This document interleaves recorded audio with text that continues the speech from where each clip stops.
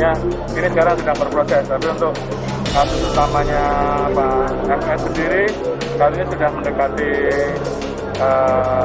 lengkap ya. Tinggal kita lihat minggu depan kalau sudah dinyatakan oleh jaksa selesai, artinya mereka sudah bisa kita lipat.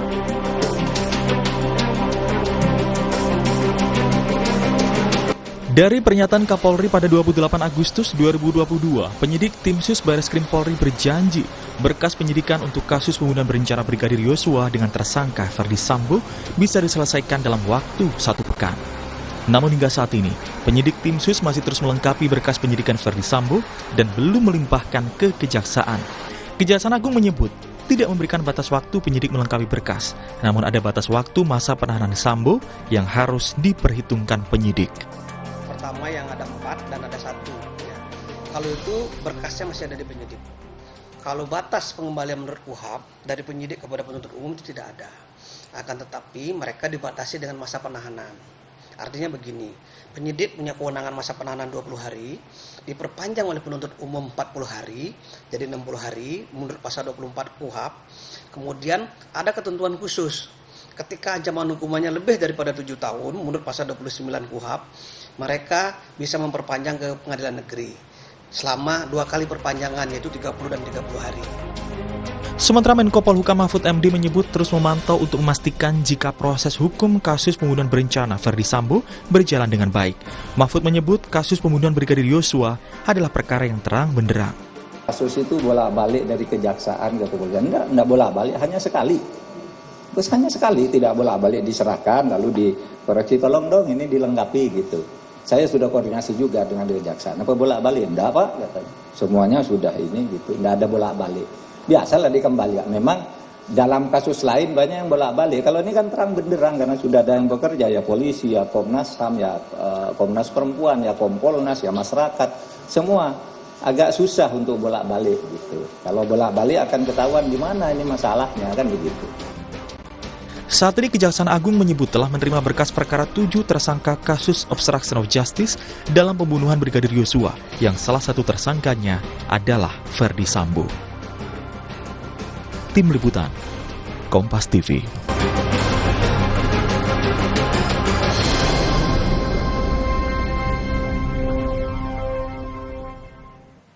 Saudara, setelah sempat dikembalikan, berkas perkara pembunuhan terhadap Brigadir Yosua hingga kini belum kembali dikirimkan ke Kejaksaan Agung oleh penyidik Tim Sus Polri.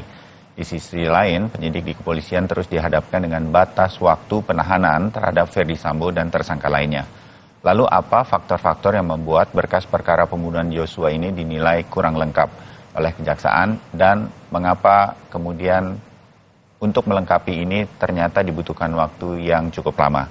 Kita bahas bersama para narasumber untuk Sapa Indonesia Pagi hari ini yang hadir secara daring. Ada Ketua Komisi Kejaksaan Barita Simanjuntak dan Ketua Indonesian Police Watch atau IPW Mas Sugeng Teguh Santoso. Mas Sugeng dan Bang Barita, selamat pagi, salam sehat untuk kita semua. Selamat pagi Mas Bayu, Mas Sugeng. Ya, Bang Barita, ingatkan dululah kepada saya dan juga pemirsa Sapa Indonesia Pagi, mengapa waktu itu Kejaksaan mengembalikan dan meminta kepada Polri, dalam hal ini Tim Sus Bareskrim Mabes Polri, untuk melengkapi, dan kenapa, Bang Barita? Iya Mas Bayu, jadi ini memang memenuhi dan menjadi kewenangan penuntut sesuai Kitab Undang-Undang Hukum Acara Pidana. Ya. Khususnya di pasal 138 KUHP dan pasal 110. Jadi ketika berkas perkara itu diterima dari penyidik, tentu saja penuntut harus melakukan penelitian.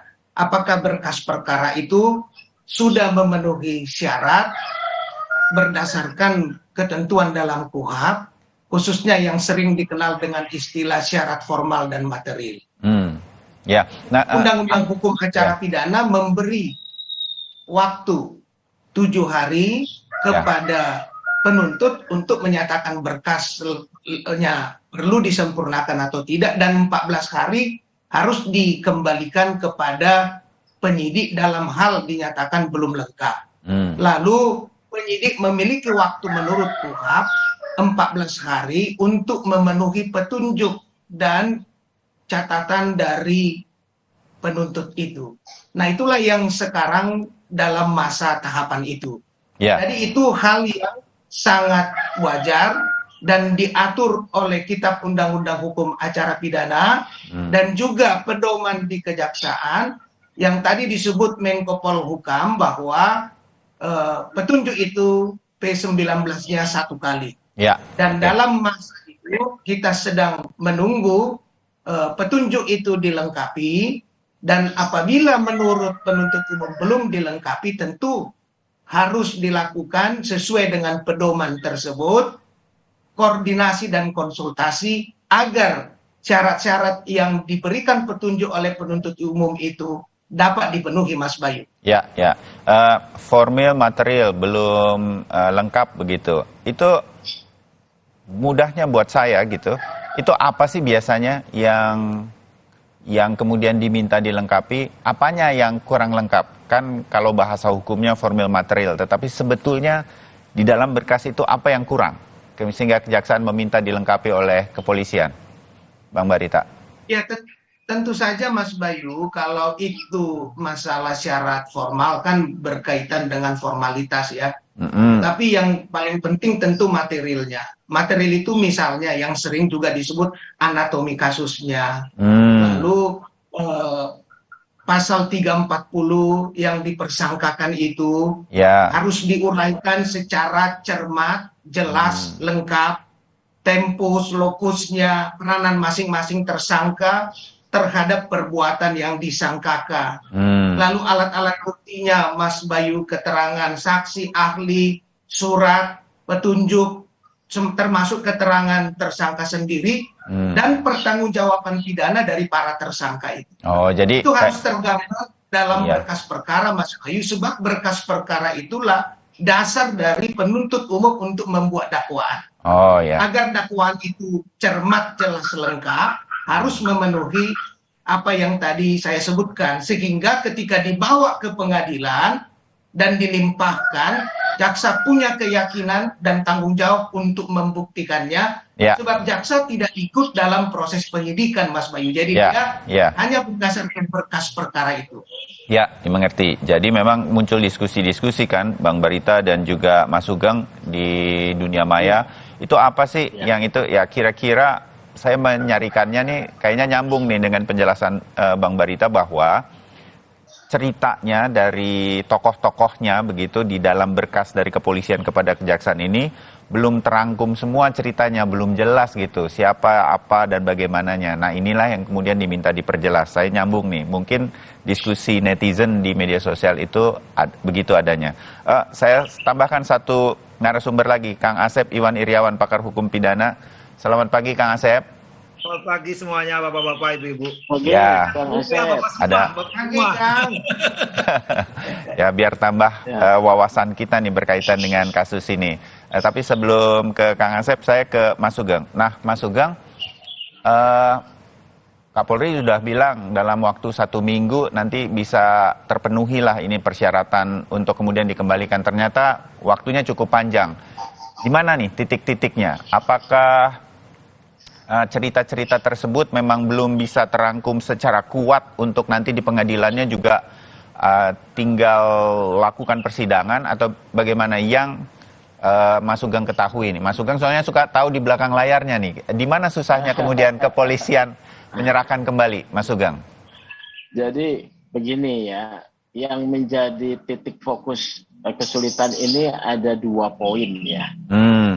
Satu tentang konstruksi kasus ini pasal 340 kasus pembunuhan berencana ya. Nah, konstruksi kasus ini harus diperkuat. Kenapa? Karena kasus pembunuhan berencana itu adalah ada 2 unsur ya. Jadi kehendak ketika melakukan delik atau kehendak untuk melakukan kejahatan itu dengan peristiwa deliknya, yaitu membunuhnya, itu harus ada jeda waktu ya. Nah, jeda waktunya ini kapan gitu. Kalau dari rekonstruksi itu kalau saya pepetkan ya, itu hanya setengah jam ya. Dari rumah Saguling sekitar pukul 5 sore, kemudian pukul 5.38 sudah selesai itu peristiwa pidananya, matinya Yosua ya kalau saya lihat. Jadi apakah 38 menit itu adalah jeda waktu yang tepat yang bisa digunakan untuk bisa mendakwa pasal 340. Nah, ini ada Kang Asep sebagai mantan hakim ya, bisa ditanya nanti ini ya. Jeda waktu ya 38 menit itu, 30 menit katakanlah. Itu ada waktu itu spontan atau apa? Ya, spontan atau apa? Ya. Kecuali kalau direncanakan mulai dari Magelang. Saya pernah berpikir direncanakan mulai dari Magelang, jadi ada jeda waktu 1 hari atau 24 jam bahkan lebih. Kalau itu sih sudah pas ya, tapi kalau jeda waktu 38, ini jadi pertanyaan. Tetapi kan kita percaya, penyidik ketika menetapkan konstruksi pasal 340, itu sudah dilengkapi oleh alat bukti. Jadi kita tinggal mendorong nih, kepada penyidik memperkuat seperti permintaan jaksa ya. Karena kalau tidak, maka dia bisa hanya kenanya pasal 338 gitu. Nah, konstruksi kasus ini yang harus dilengkapi. Salah satunya apa? Ya, saksi-saksi berbeda ya. Antara Barada Eliezer dengan Verdi Sambo berbeda. Kemudian tentang motif pelecehan ya menjadi dasar kemarahan yang timbul. Itu disampaikannya di mana ya? Yang menimbulkan kemarahan apakah di Saguling atau sudah sejak dari Magelang. Nah, ini yang mungkin sedang difokuskan ya dari peristiwa-peristiwa itu. Makanya ada rekonstruksi, ada konfrontasi, ada lie detector. Itu penyesuaian keterangan-keterangan ini supaya penyidik mendapatkan keyakinan. Itu sih yang sejauh saya paham ya. Tahu gitu. Terbayang bagaimana kemudian ini ceritanya supaya kuat nanti ketika di pengadilan sehingga jaksa penuntut umum juga bisa yakin dengan tuntutannya. Nah, Kang Asep, kalau cerita-cerita ini mungkin beberapa kali sebenarnya Kang Asep di Sapa Indonesia Pagi sudah mengatakan bahwa sebenarnya ini sudah cukup kuat begitu. Saya minta tanggapan Kang Asep. Kalau masalahnya di sekitar puzzle-puzzlenya belum begitu kuat untuk menyusun cerita ini, makanya kemudian Kejaksaan Agung memintanya untuk dilengkapi.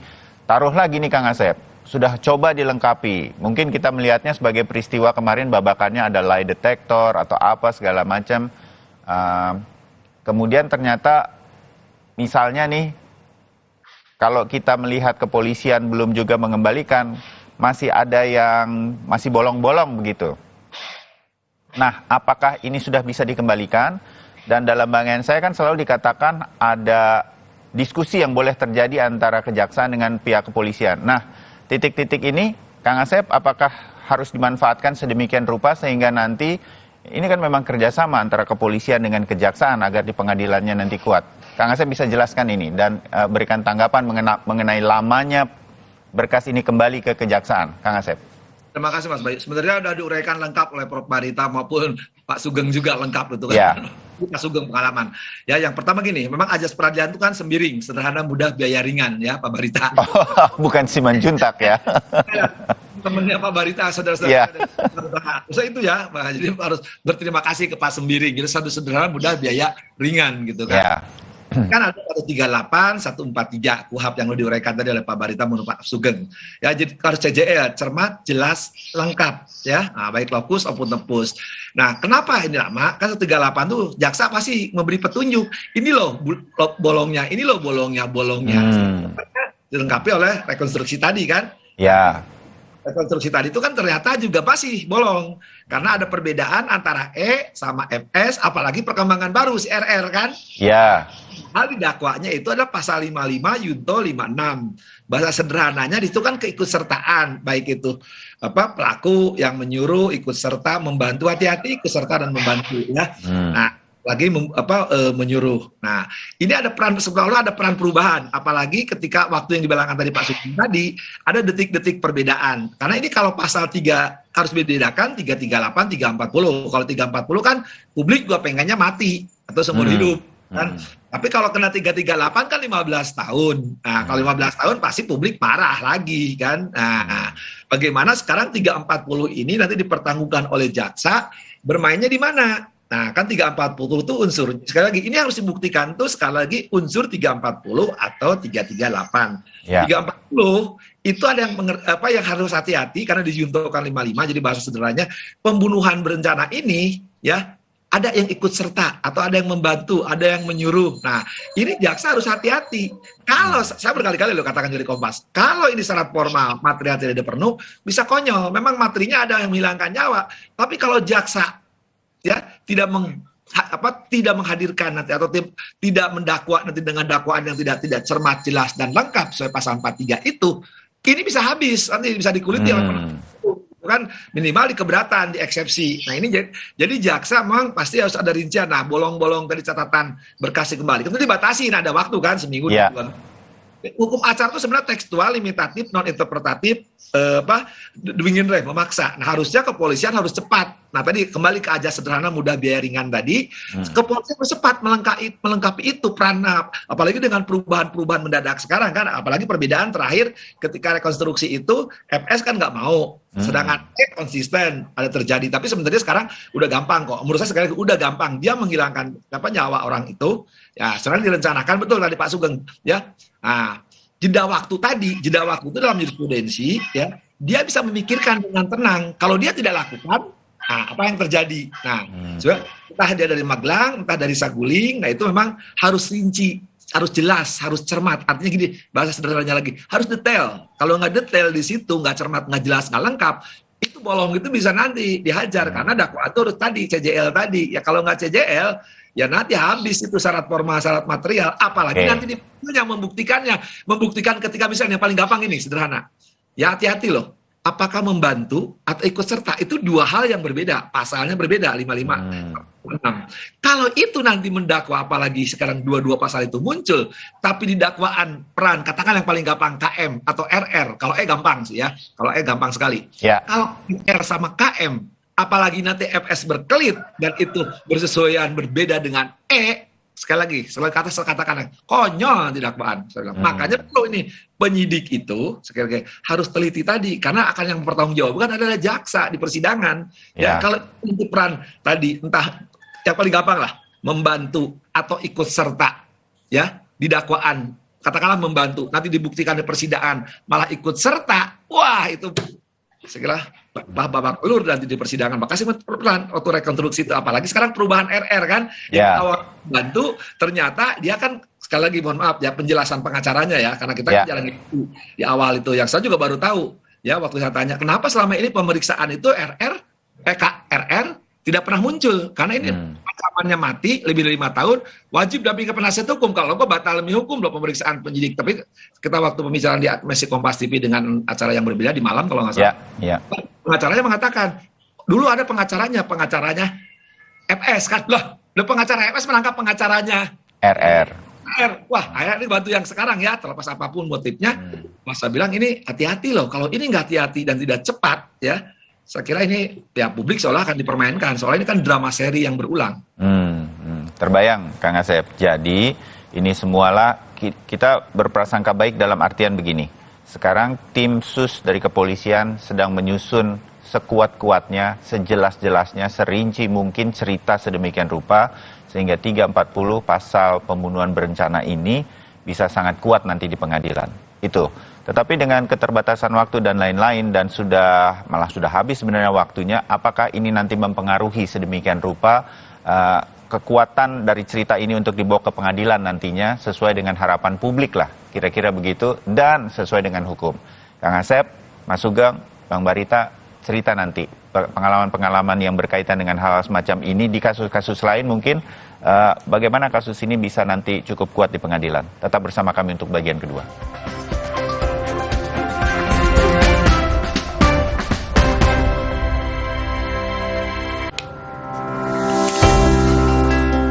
nggak sih? Bekas botol plastik jenis PET ini nantinya bisa berubah menjadi barang baru lagi. Seperti bantal air ini, inilah konsep ekonomi sirkular. Konsep daur ulang plastik berbasis ekonomi sirkular dimulai dari penggunaan plastik dari konsumen, pengumpulan dan pemilahan sampah plastik lalu diproduksi menjadi barang baru. Prosesnya, plastik PET dikumpulkan melalui jasa online, penggulung, dan pengepul dari lingkungan. Lalu dibeli oleh pabrik daur ulang, akan diolah menjadi bahan baku dan barang jadi baru, seperti dakron, baju olahraga, dan juga karpet. Sudah jelas kan? Kemasan plastik PET memberi banyak benefit lain untuk menggerakkan roda perekonomian negara. Untuk membantu menyukseskan gerakan ekonomi sirkular, kita, masyarakat Indonesia, harus memulai pilih sampah dari rumah sekarang juga.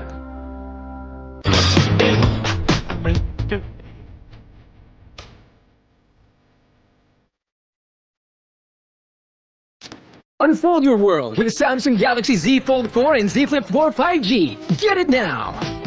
Kakek pingin tahu apa gigi palsunya bisa ngunyah ayam goreng yang renyah. Untung kakek pakai Polydent yang dengan kuat melekatkan gigi palsunya hingga 12 jam. Kakek pun bebas makan apa saja. Tersedia di apotek terdekat. Sari Gandum Big Pack. Buat sharing rame-rame, isinya nggak pelit cuy, anti berantakan. Cocok juga buat online, non-stop seharian. Sari Gandum, seenak itu, sekenyang itu. Baru bangun kerjaan udah numpuk. Aqua dulu.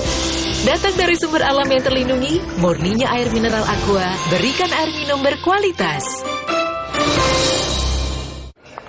Hai, sudah lama nggak ketemu. Ketika tenggorokan gatal, ambil Strepsils Vitamin C. Double Active Agents bantu legakan tenggorokan dan Vitamin C bantu jaga tenggorokan. 2 manfaat dalam 1 permen. Strepsils Vitamin C. Bete, bikin asik dengan limpahan keju di Cheese Island. Bikin terleleh-leleh kan? Nggak cuma itu, beli minum gratis appetizer. Pizza Hut selalu lebih bikin puas. Jadinya kayak gini deh. Mau kemana sayang? Mau buang sampah, Ma. Stop! Sekarang, budaya membuang sampah pada tempatnya enggak cukup. Kita juga harus punya kebiasaan memilah sampah. Gini nih caranya. Siapkan kardus dan spidol, tulis di masing-masing kardus jenis sampah. Sampah organik, kertas, metal, PET, dan sampah plastik lainnya. Lalu pilah deh. Plastik seperti PET lebih mudah didaur ulang untuk kebersihan lingkungan. Nah, hal sederhana yang dimulai dari diri sendiri ini akan memberi dampak besar bagi pengelolaan sampah, khususnya sampah plastik PET, karena setelah didaur ulang akan menghasilkan dakron, bahan baku karpet, bahan konstruksi jalan tol, dan sebagainya. Gimana? Nggak ribet kan? Enggak dong.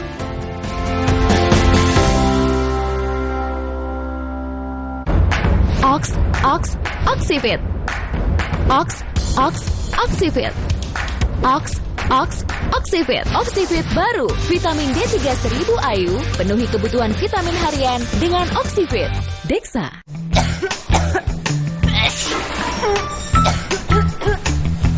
Batuk dan pilek, minum nih. Ultra Flu Extra, dipercaya meringankan batuk dan flu yang mengganggu.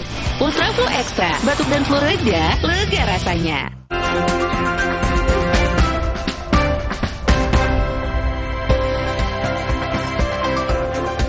Kami sambung, saudara. Dialog Sapa Indonesia Pagi hari ini berkaitan dengan berkas kasus Verdi Sambo yang belum kunjung dilengkapi dan dikembalikan dari tim sus Mabes Polri ke Kejaksaan.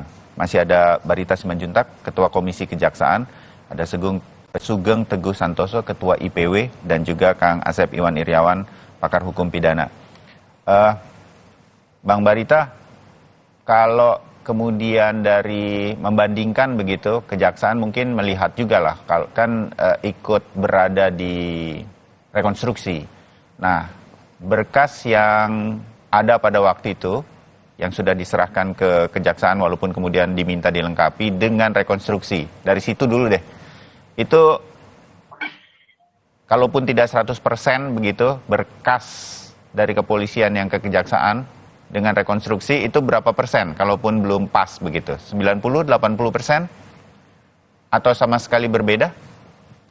Bang Barita? Ini kan, ya Mas Bayu, dalam sistem peradilan pidana kita, jaksa itu bekerja berdasarkan berkas perkara. Dia tidak ikut sejak awal penyidikan. Maka pada waktu dilakukan rekonstruksi, sebenarnya itu adalah untuk melihat kesesuaian antara berkas perkara dan perbuatan yang terjadi itu.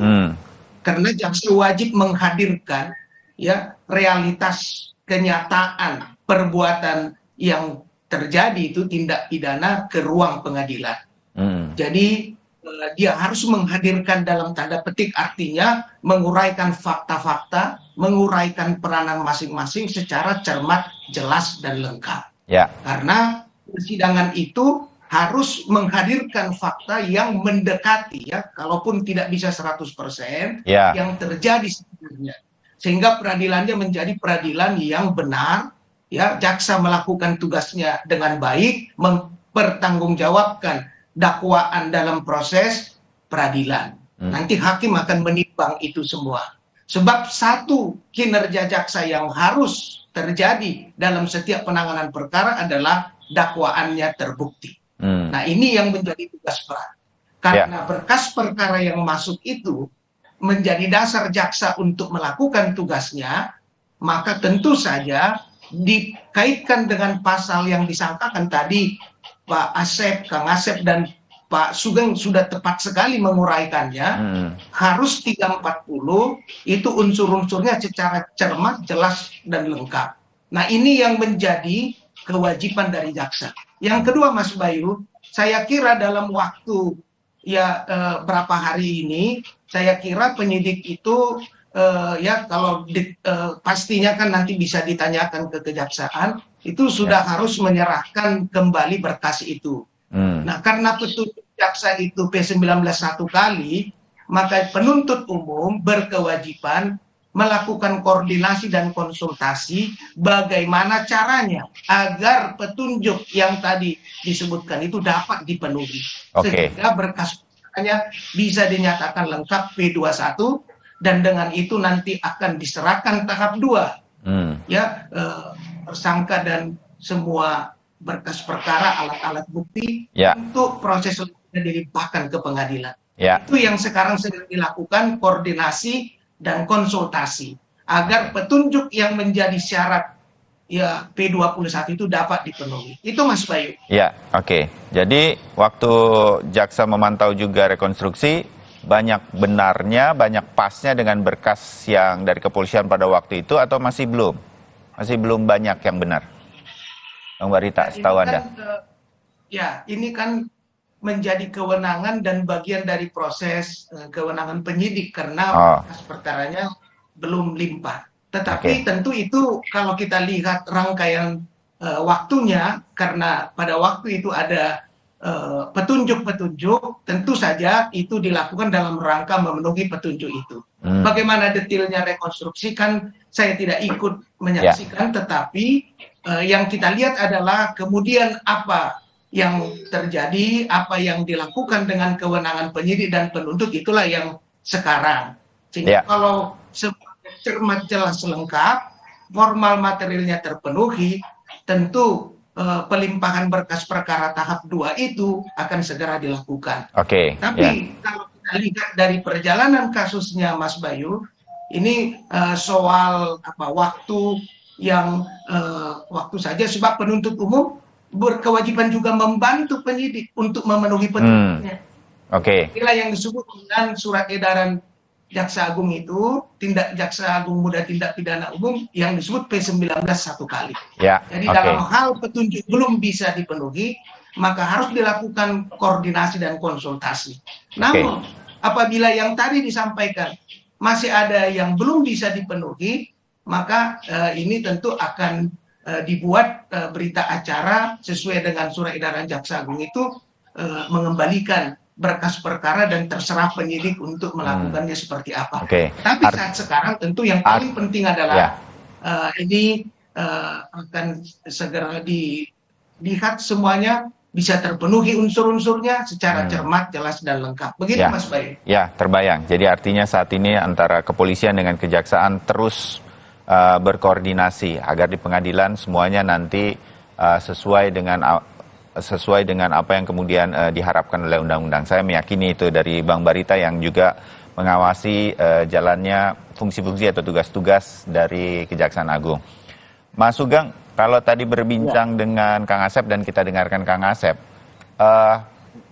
dari para tersangka yang kemudian terjerat 340 gitu, siapa yang menurut, saya minta Mas Sugeng nih agak menjadi pengamat hukum juga seperti Kang Asep begitu, karena pengalaman Anda mengikuti berbagai kasus, siapa yang harus betul-betul dijaga agar benar-benar sesuai nanti, atau mungkin nggak apa-apa juga kalau memang dalam perkembangannya berubah, misalnya RR begitu yang kemudian ternyata tampaknya agak sulit kita terima bahwa dia ikut dalam rencana, dia ikut merencanakan, jangan-jangan dia memang tidak 340 gitu, mungkin hanya 338 misalnya, seperti itu dalam pemahaman saya.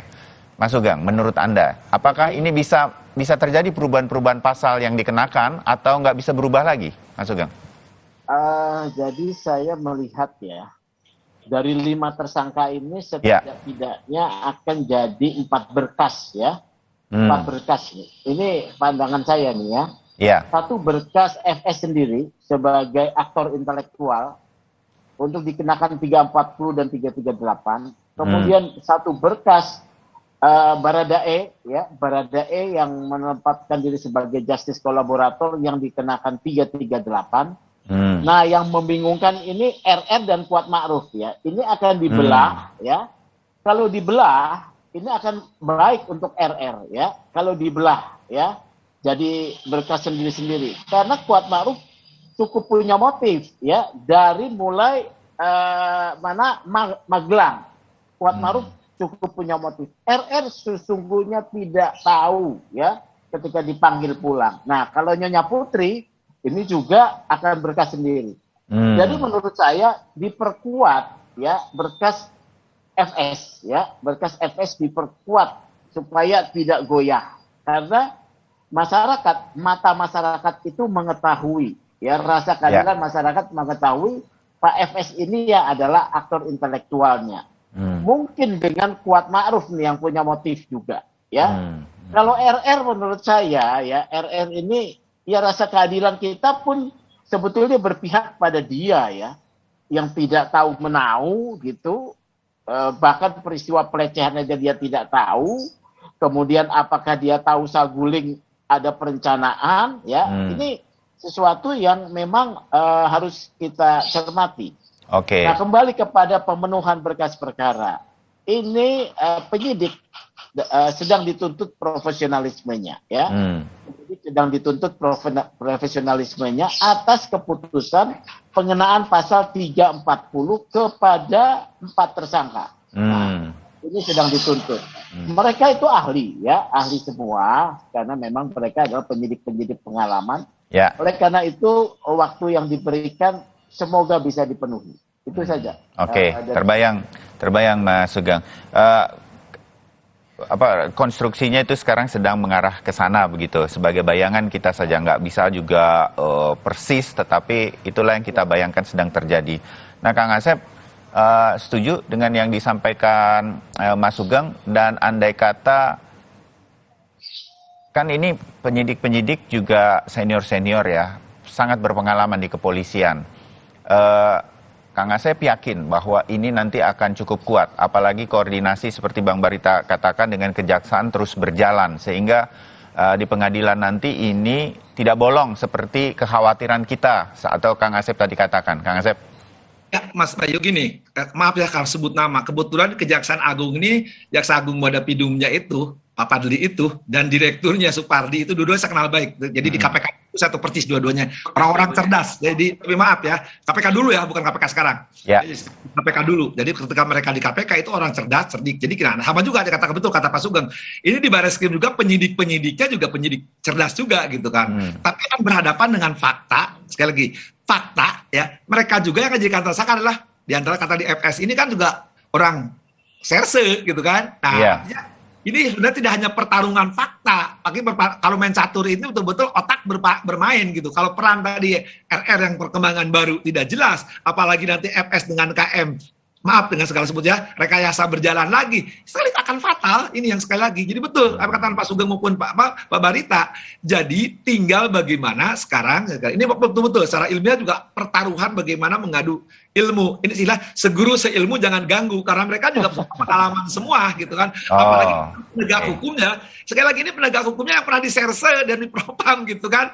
Ini yang oke, gampang. Kalau 340 tadi FS tuh jujur aja ya, itu sebagai aktor lain dikatakan Pak Sugeng itu gampang. Tapi ketika dijuntokan 5556, saya ulangi lagi, menyangkut RR ya dan KM, kan ini yang tidak pernah selama ini muncul ke permukaan kan, karena mungkin juga strategi penasihat hukumnya FS, KM, nah baru RR yang muncul terpisah kan, baru muncul ke permukaan.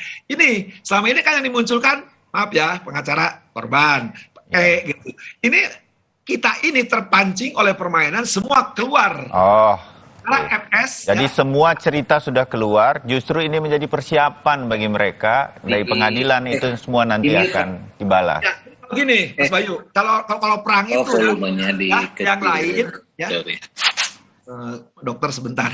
Jadi yang lain udah keluar pistol-pistol gitu kan, sementara dia bomnya belum keluarkan. Nah itulah permainan yang kita nggak tahu ya. Nah, kalau di FS benar kata Pak Sugeng 7,5%. Tapi nanti di KM ya, RR kebetulan keluar. KM sama SS kan jelas pengacaranya KM siapa. Kalau KM pengacaranya sama juga dengan pengacara FS, saya yakin dia punya strategi yang belum terbaca oleh orang lain. Ya sekali itu nanti ini bermain. Makanya Fadli maupun Supardi hati-hati. Makanya menurunkan kan 37 jaksa. Itu harus betul-betul jaksa yang jam terbangnya ya maaf ya. Nah, lawannya harus sekelas Pak Sugeng. Kalau nggak sekelas Pak Sugeng ya. Tapi saya bilang bisa konyol ini, kan hati-hati loh. Karena oke itu gampang. Malah saya bilang bisa masuk 51 juga ya. Tapi FS gampang. Tapi KM dan RR ini karena dijuntokan 5556 sejak awal, itu yang harus hati-hati. Ya kalau nggak hati-hati terus nggak dilengkapi, terus dipaksakan tadi yang kata Pak Barita, koordinasi bisa jalan. Tapi tatik pembuktian di persidangan tidak jelas perannya sebenarnya. Nah itu yang kita yang nanti jangan sampai publik marah. Kalau marahnya karena nanti tadi saya katakan drama seri lagi yang nggak jelas. Maka betul koordinasi perlu nanti detailnya rincian CJL tadi cermat jelas lengkap tadi ya di dakwaan itu harus jelas. Karena gini, kecuali paling sederhana, ketika mendakwa FS itu kan diuraikan tuh, ada uraiannya ya peran. Ini jangan sampai di pembuktian nanti ketika bikin dakwaan untuk KM maupun RR berbeda. Nah itu kalau berbeda bertentangan satu dengan yang lain. Nah sekali lagi hakim itu punya ajas ya. Sekali lagi ya, audi et alteram el partem, harus mendengar kedua belah pihak. Tidak boleh sejak awal pikirannya FS matiin, nggak boleh tuh ya. Bebaskan. Tidak, dia harus didengar kedua belah pihak. Nah tadi main di formalitas, ketika ada eksepsi keberatan, hakim akan main di situ. Hati-hati loh, Anda jangan bikin dakwaan. Pardi udah pengalaman, Pak Jaksa Agung Pidum tuh pengalaman, Pardi pengalaman, Pak Supardi lagi. Dua-duanya itu jaksa memang pengalaman. Anak buahnya harus berperan karena ya kecuali kalau dua-duanya turun di lapangan gitu kan. Nah, tapi kalau nanti pengacaranya sekelas Pak Sugeng kan, nah dua-duanya istilahnya begawan lawan begawan, nah nanti jangan sampai awan yang lihat di atas gitu kan. Awan, begawan lawan begawan, ada awan-awan. Kalau saya dengan Pak Barita mah orang kampus ya cuma senyum-senyum paling nanti lihat. Oke, ya terbayang. Pada intinya sekarang begini, saya jadi terbayang bahwa selama ini Kang Asep benar nih, dan membuka kita juga bahwa selama ini tim pengacara dari FS dan juga Kuat, kalau mereka menjadi satu begitu, gak pernah bicara. Dan saya yakin itu baru akan terjadi di pengadilan karena semua dilihat. Kartu-kartunya jadi sudah dipegang. Nah itu yang juga menarik sebetulnya sebagai orang awam begitu untuk menanti di pengadilan nanti sebuah pertandingan yang kira-kira kan begitu. Nah Kang Asep, kalau begitu kita melihat nih, publik melihat, saya melihat, oh seperti ada desakan dari sisi waktu. Sebetulnya enggak nih ya Kang. Lebih baik Kuat, nggak apa-apa terlambat, tetapi nanti Kuat di pengadilan. Kang Asep, terakhir. Daripada gancang-pincang, ya mending kata terlambat, tapi tepat dan cepat. Cepat dan tepat yang penting itu kan. Nah, kalau cepat dan tepat bagus. Ini kan masih bermainnya jangka waktu tahanan. Ini kan jangka waktu tahanan para tersangka ini jangan sampai lebih nanti keluar demi hukum. Mereka memang harusnya 24 jam bermain. Artinya 24 jam itu betul-betul detik demi detik dimanfaatkan. Istilahnya kalau pertandingan bola ini jangan sampai adu penalti gitu kan. Nah, ketika adu penalti itu membahayakan ya. Artinya apa yang penting? Ketika cepat dan tepat tadi atau bahasa hukumnya telah tepat dan benar gitu kan. Itu yang penting. Nah, itu tadi penting apa yang katakan Pak Barita, koordinasi ya. Sekarang jangan penting, oh ini kurang, ini didiamkan aja. Di sini loh, kalau bisa masuknya di sini. Oh, waktunya di sini. Oh, kan jaksa suka kalimat gini yang paling gampang dipahami. Setidak-tidaknya dalam wilayah. Nah, itu juga suka bilang gitu kan. Nah, kemudian yang penting itu untuk kerjakan tempat dan waktu. Nah, tadi yang sekali berulang-ulang katakan berulang-ulang oleh Pak Sugeng juga. Ini peran mereka itu jangan ketika dakwaan displit, dipisah aja kan akan dipisah. Itu akan berbeda nanti di fakta. Kemudian kan konkret gini, ketika FS diperiksa nanti berbeda. Bisa kan kacau di dalam persidangan. Boleh di persidangan berbeda dengan BAP itu 1630. Tapi nanti ketika pemeriksaan KM dan RR berubah lagi, nah itu yang harus hati-hati ya. Pada selama ini kan kita lihat, kita membaca 5 orang ini, terutama yang 2 ya. Perubahan-perubahan. Nah kalau perubahan ini nanti di persidangan, nah itu juga nanti ya, pembuktiannya agak susah gitu. Tapi mudah-mudahan lah apa yang dihimbau oleh Pak Barita, koordinasi nanti kejaksaan dan kepolisian dalam arti ngisi bolong-bolong untuk dihadirkan dan didukung dengan alat bukti ya.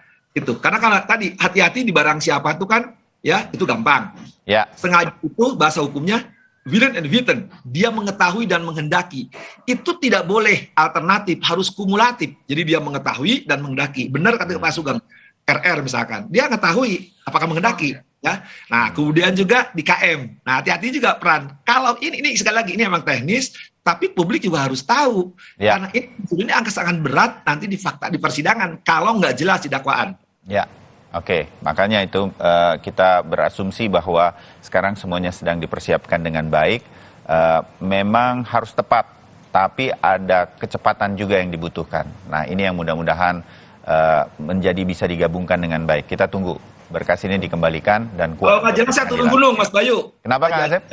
Kalau nggak jelas nanti dakwaan ada main-main, saya turun gunung. Saya akan nanya, lihat aja. Lihat apa yang waktu itu ya lihat. Oke, ya. Kira-kira begitu dari Kang Asep. Kang Asep, Bang Barita, Mas Sugeng, terima kasih untuk wawasannya berkaitan dengan ini. Kita terus menanti pengembalian berkasnya ke Kejaksaan. Sampai ketemu lagi di diskusi yang lain. Selamat pagi, salam sehat.